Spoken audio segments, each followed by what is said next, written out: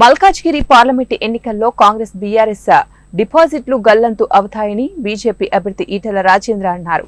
Malkajgiri parliament Uppal నియోజకవర్గ మల్కాజ్గిరి డివిజన్లో Etela Rajender road show నిర్వహించారు. మల్లాపూర్ కూడలి వద్ద అంబేద్కర్ విగ్రహానికి పూలమాలలు వేసి నివాళులర్పించారు. ఈ సందర్భంగా ఈటెల రాజేందర్ మాట్లాడుతూ తెలంగాణ రాష్ట్రం అభివృద్ధి జరగాలంటే మోడీ మూడవసారి ప్రధాని కావాలన్నారు. రేవంత్ రెడ్డి మరోసారి తెలంగాణ ప్రజలను మోసం చేస్తున్నారన్నారు. కాంగ్రెస్ పార్టీ కేంద్రంలో అధికారంలోకి రాదన్నారు. కేసీఆర్ మరొకసారి ముసలి కన్నీరు కారుస్తున్నారు. తెలంగాణ మేడ్చల్ ఎమ్మెల్యే మల్లారెడ్డి తాను ఎంపీ అవుతానని ఆయన 3 నెలల కిందనే తనతో చెప్పారు.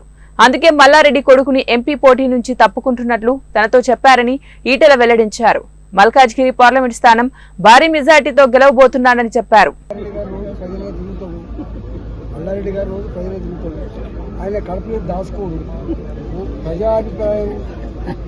అర్థమైనటువంటి మల్లారెడ్డి గారు చెప్పే ప్రయత్నం చేసి తప్పేముంది. ఇప్పుడు వాళ్ళ ఇంటెలిజెన్స్ సర్వే వెళ్ళారా, వాళ్ళ సొంత సునీల్ కనుగోలు లాంటి సర్వే సంస్థలు చెప్తాను. మల్కాజ్గిరిలో ఆశలు వదులుకున్నాను.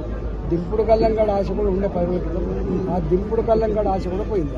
అందుకని కాంగ్రెస్ పార్టీ బయట అనకపోవచ్చు, కానీ మల్లారెడ్డి లాంటి వాడు ఏదైనా తెలిస్తే కడుపులో పెట్టుకుంటాడు కాదు. కాబట్టి చెప్పింది ఈటెల గారు నువ్వే గెలవబోతున్నావు, భారీ మేట గెలవబోతున్నావు అని చెప్పాను. ఇప్పుడు చెప్పు కాదు, ఒక 3 నెలల క్రితమే ఎప్పుడో గడికేసర్లో ఒక టెంపుల్లో కలిసి అప్పుడు కూడా ఇట్లా చెప్పండి, నా కొడుకుని నేను ఎంపీ చేద్దాం అనుకున్నా, కానీ మీరు వస్తున్నారు, మీరే గెలుస్తారు తప్ప మా ఎవరు గెలిచే ప్రసక్తి అని చెప్పి ఆయన కూడా చెప్పారు. నాకు వీళ్ళకి ఇక్కడ పోటీ నేను 24 ఏళ్ళుగా నా చరిత్ర ఏందో, నా పని ఏందో, నా కష్టం ఏందో, నేను చేసినటువంటి అభివృద్ధి ఏందో, నేను కరోనా కష్టకాలంలో ఆదుకున్న సందర్భం ఏందో పేద ముందున్నది. కాబట్టి ఈ వీళ్ళు నాకు పోటీ కథ ఇవాళ 100కు 100% మల్లారెడ్డి గారు చెప్పి సత్యం.